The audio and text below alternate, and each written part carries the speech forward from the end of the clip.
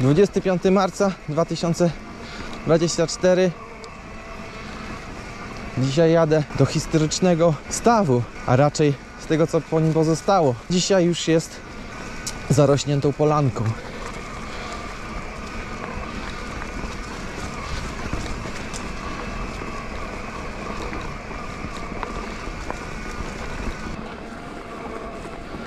Godzina 11:20, około 8 stopni, dlatego jestem w kurtce.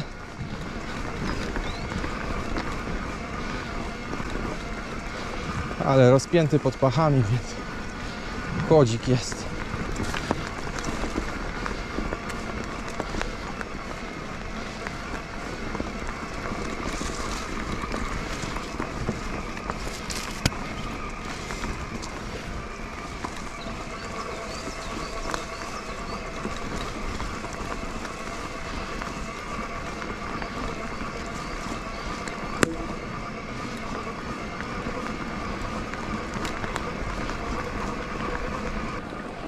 Przez najbliższe 2 dni pogoda ma być na tyle ustabilizowana,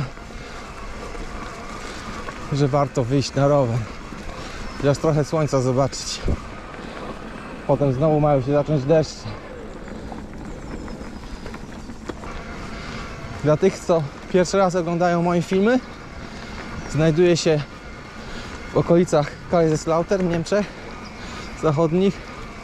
Tutaj teraz mapkę pokażę, w którym miejscu.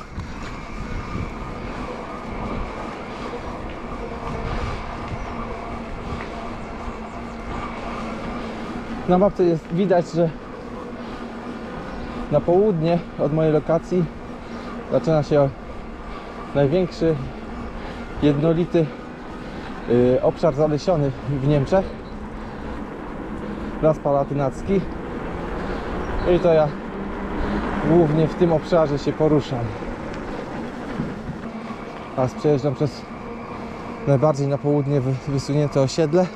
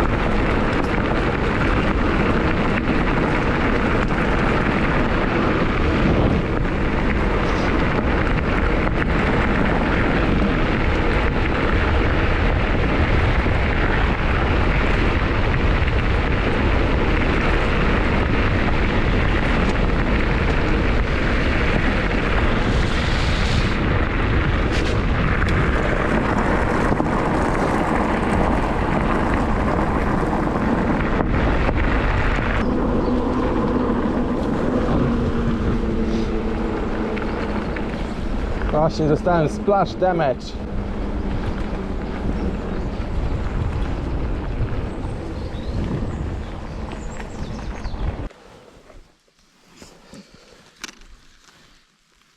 Trzeba trochę okulary przetrzeć.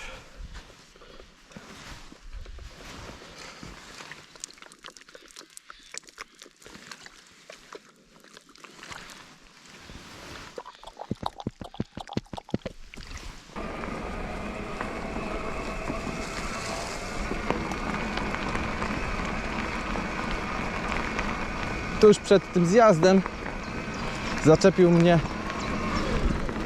przyjezdny rowerzysta w vanie podróżujący, który mi pokazał na mapie parę ścieżek ciekawych, singielków. Mu pokazałem. Obserwatora na YouTube. Tyle padało, jezioro jest pełne wody. Ale zaskoczenie. A miało być suche. Jagdhausweicha, czyli jezioro przy domku myśliwego. Zaraz opowiem jego historię. O, ale super. Było tak zarośnięte. Odnowili. Jestem w Dolinie Rambach. Znajduje się tutaj źródło Rambrunnen, niedaleko jeziora Jagdhaus-Weicha. Z tego źródła miał pić sam Fryderyk I Barbarossa. W ciągu swojego życia cesarz Fryderyk I Barbarossa kilkakrotnie przebywał w Lutra, w dzisiejszym Kaiserslautern. Tutaj kazał zbudować tzw. pałac cesarski, którego pozostałości murów można obejrzeć przed ratuszem miasta. Ponadto miał posiadać dom myśliwski w Dolinie Rambach. Dom myśliwski miał istnieć według szacunków między XII a XIII wiekiem. Źródło Rambach zostało w 1956 roku przekształcone w studnię. Nazwa Rambrunnen wywodzi się z dwóch różnych teorii. Nazwa może być pochodną z staroniemieckiego słowa oznaczającego kruki lub też ze słowem Ram z terminem granica. Jezioro było zasilane przez dwa strumienie Aschbach i Rambach. Przez wiele lat znajdowało się w prywatnych rękach i początkowo staw miał służyć hodowli rybnej. W ostatnich latach można było zaobserwować niedobór wody w jeziorze. Poziom wody spadł, co spowodowało zmniejszenie różnorodności flory i fauny, aż w końcu całkowicie wyschł.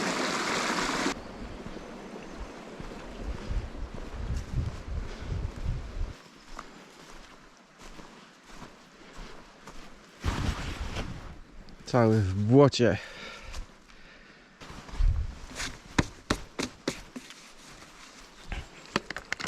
Pićku, jedziemy dalej. Generalnie zaplanowałem sobie, żeby wrócić tędy, ale może objadę to jezioro dookoła. Jeszcze jakieś ujęcie z góry się uda zrobić, bo jeżeli jest jezioro, to jest co fotografować. A byłem przekonany, że go nie będzie. No.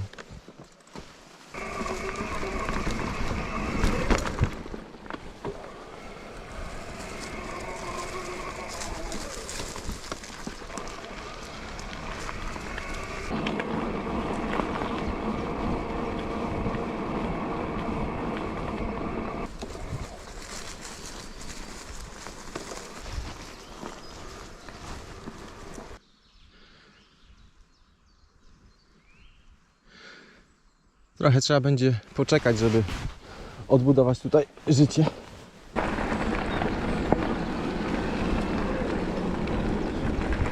Mam nadzieję, że to nie stanie się sezonowym zbiornikiem, ale permanentnie będzie w nim woda. Tutaj wszędzie bagienka.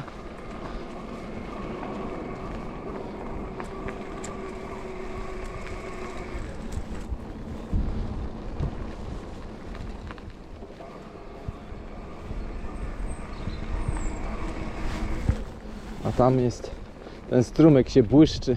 No nie wiadomo, czy będzie to widać na kamerze. Nigdy nie widziałem w nim wody. Pierwszy raz.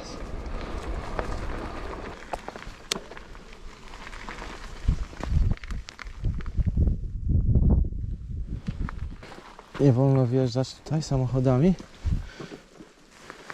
bo żaby przechodzą. I bardzo dobrze. Prawdopodobnie ten Jagdhaus się tutaj w tym miejscu znajdował, bo to jest obecny Jagdhaus. Tak jest na mapie oznaczone ten budynek.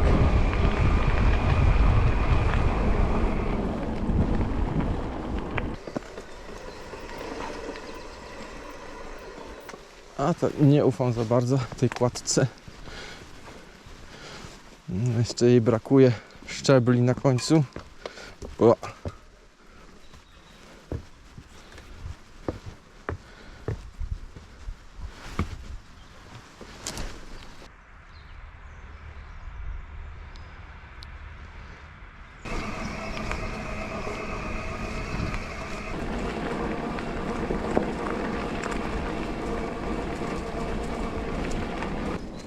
Już tamtędy jechaliśmy.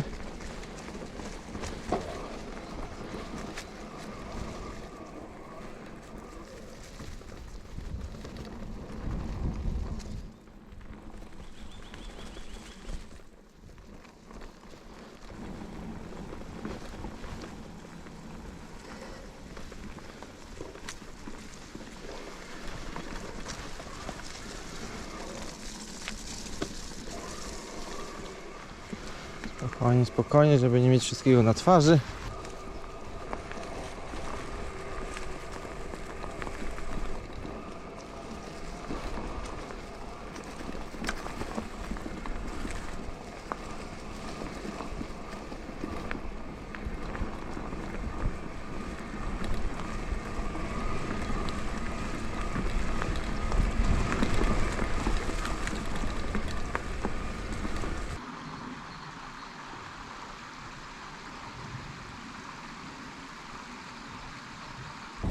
Było to dla mnie trochę przykre, że po 8 wiekach zapomniano o tym jeziorze. O stawie, sztuczny staw. Ale czy po 8 wiekach można mówić, że to jest staw czy jezioro? Już w tym momencie. Jeżeli się przez setki lat wkomponowało w naturę. A jeżeli bobry zatamują i powstanie staw, to jest staw czy jezioro? Bo jest sztuczny. No sztuczny zbiornik, ale naturalny, bo bobry są naturalne. Tak czy siak jedziemy według śladu. O, jeziórka. Chciałbym tutaj polatać dronem, ale to jest obszar chroniony, naturalny i nie można tego robić. Poza tym jeszcze należy do lotniska Ramstein.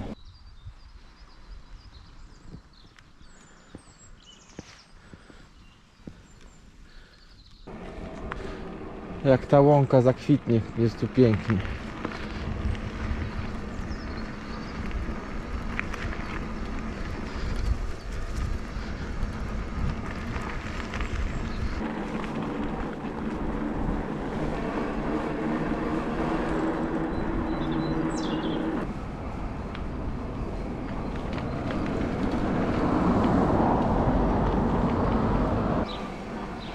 Jeżeli byście chcieli usłyszeć, jakie są różnice na przykład w siodełkach do e-bike'ów albo o sprzęcie specjalistycznym do e-bike'ów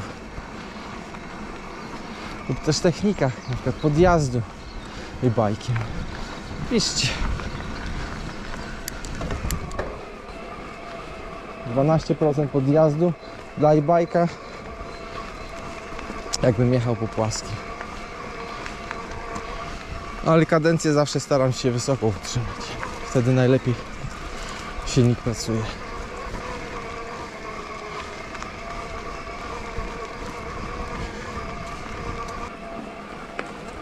Wzniesienie zakończone. Tararara. Coś ten GPS Garmina sobie raczy żartować. Tam jest dopiero zakończenie wzniesienia.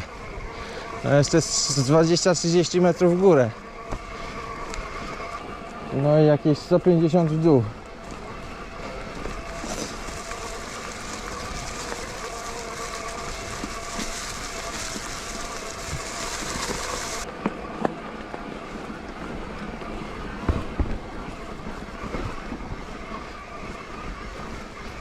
Jesteśmy tutaj na szczycie. Jedno z niewielu pól. Każdy płaski kawałek jest pod uprawę rolną.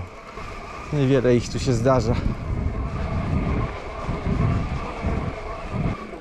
Dałoby się coś napić, uzupełnić wodę.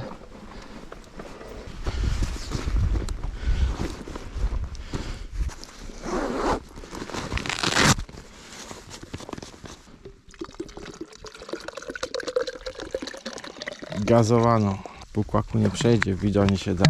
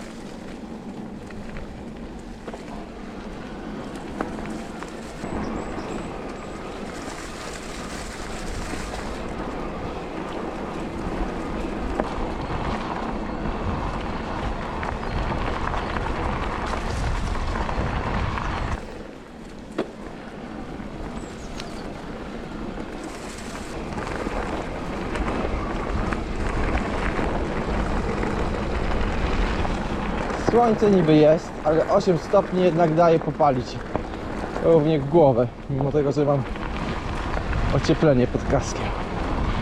Samolot będę skręcał w singielek.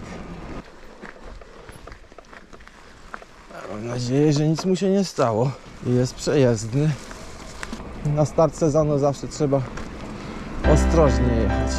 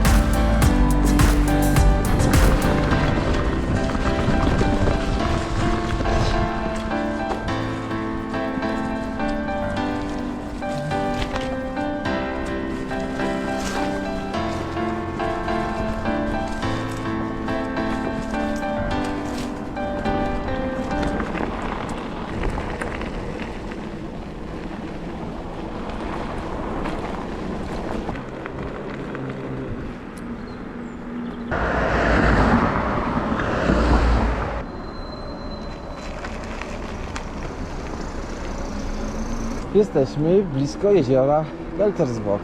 Objedziemy sobie troszeczkę.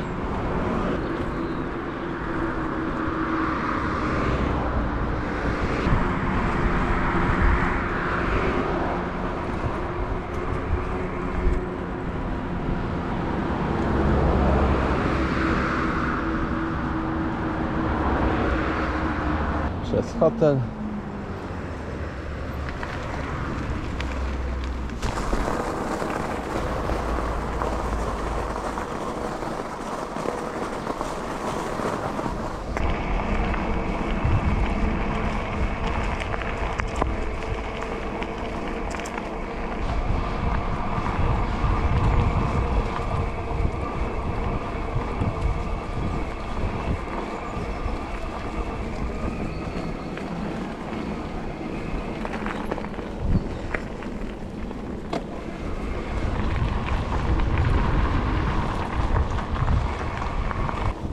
Szuruburu kamerka.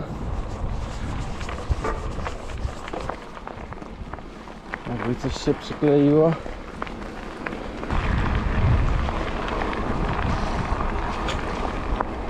Pićku szybko schodzi. Dobrze, że wziąłem całą butelkę do plecaka. No, zaraz się podjazd zacznie. Teraz będę wjeżdżał na górę, żeby ją całą później strawersować. Tak sobie ułożyłem plan na dzisiaj.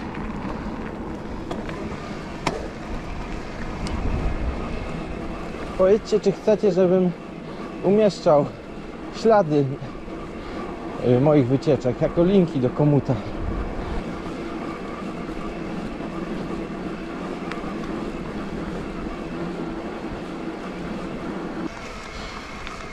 Jak tu jest 8%, co najmniej 12 jest. No właśnie, 12. Jakie ładne zbocze.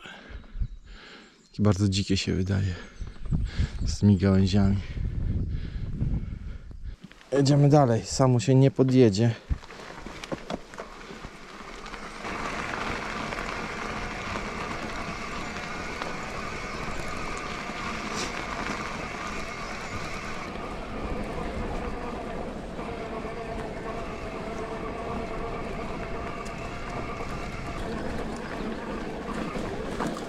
Tak człowiek się czasami piekli na to, że rozharatane są przez ciężki sprzęt tukty leśne, ale gdyby regularnie nie oczyszczać tych dróg i lasów, to po paru latach byłby nieprzejezdny, to by było jedno drzewo na drugim.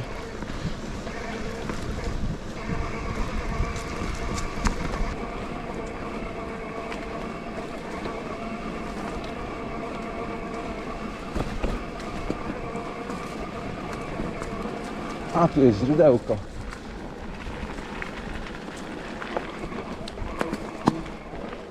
Naturdenkmal. Pomnik przyrody, natury.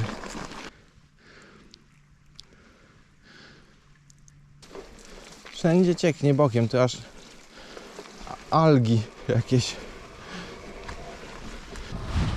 Może jakieś nowe się pojawi źródło. Wolno, wolno. Po mokrym. Dobrze, że wziąłem spodnie długie z plaż, czyli są wodoodporne w paru miejscach, na paniach, głównie pod tyłkiem. To jest najlepsze, że dziupa nie jest mokra. No już pół baterii zeszło. Jest w miarę zimno. Pojemność się zmniejszy.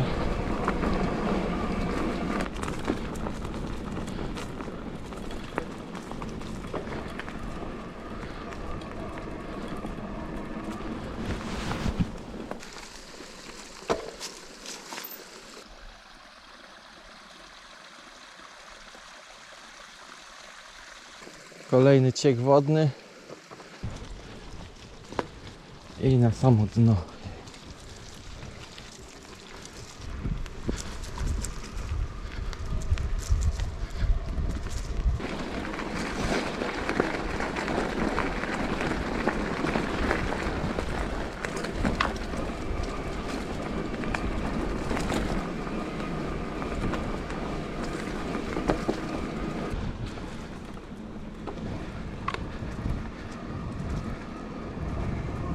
Kolejna dolinka.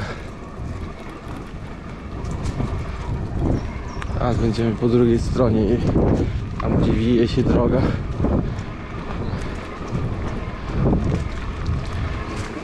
A tutaj można zjechać w dół nawet. Ale nie, my jedziemy dalej.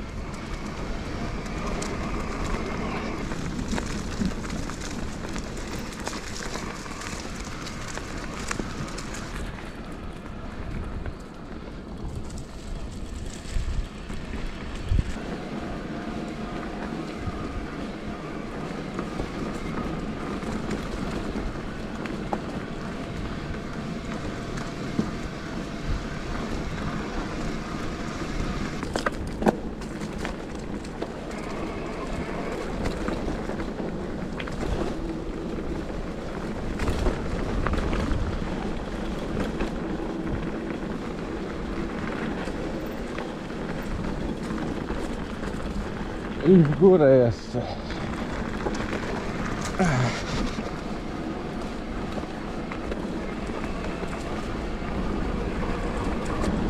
No trochę słonko, pokaż się. Nie chcę się pokazać. Ale przynajmniej trochę nieba widać między chmurami. Nie ma jednolitej mgły.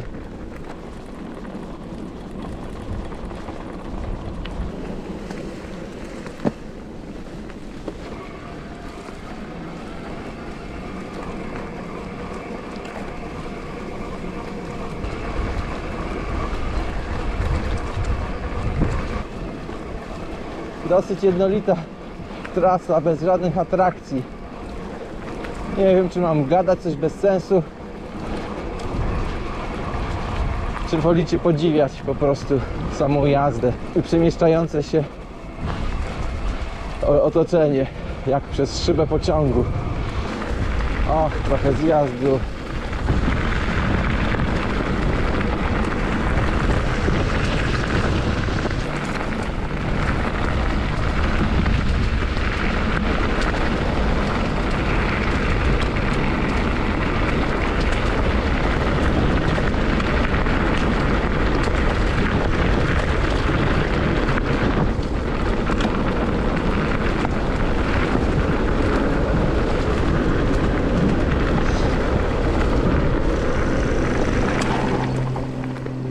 A co tu się stanęło? Autostradę budują? Dwupasmową leśną ścieżkę dla gravelowców z dużym ego, które się nie mieści na single trackach. Piasek w zębach nieprzyjemny. Ale to tak, jak się przez błoto przejeżdża.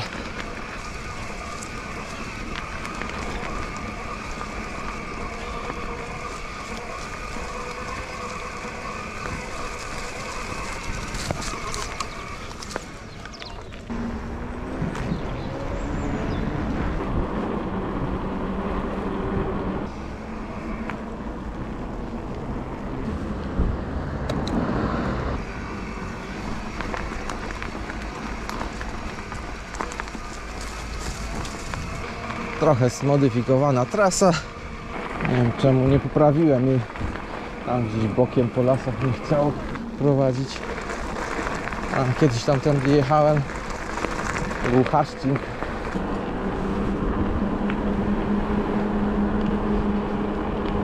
W tym miejscu chyba się już pożegnam. Dzięki za oglądanie. Jak zwykle mam nadzieję, że wytrwaliście do końca. Nie zanudziłem was. Taka wycieczka w koło komina. O! A tu niespodzianka. Wyrąb lasu. No dziękuję. Gdzieś tutaj pojedziemy. Widzieliście, jak to wygląda. Nie ma przejścia i tyle. Tu akurat jestem dosyć na płaskim, ale jeśli się zdarzy, jak trawersuję coś takiego, no to trzeba wokoło górę objeżdżać. To dzięki jeszcze raz za oglądanie. Jakoś sobie poradzę to objechać. Do usłyszenia, do zobaczenia. Hej, papa.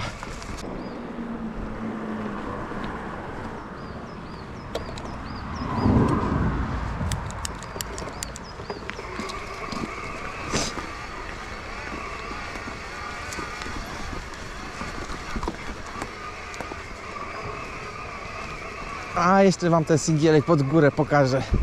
On jest taki fajowy.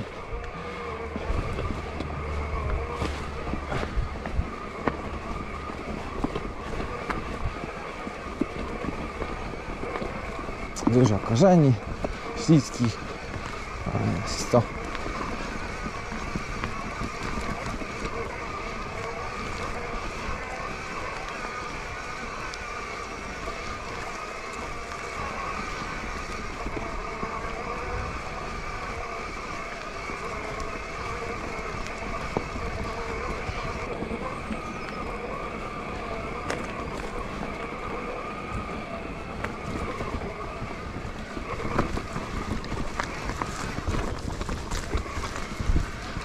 No to teraz na pewno się żegnam już. Na razie, hej, pa pa.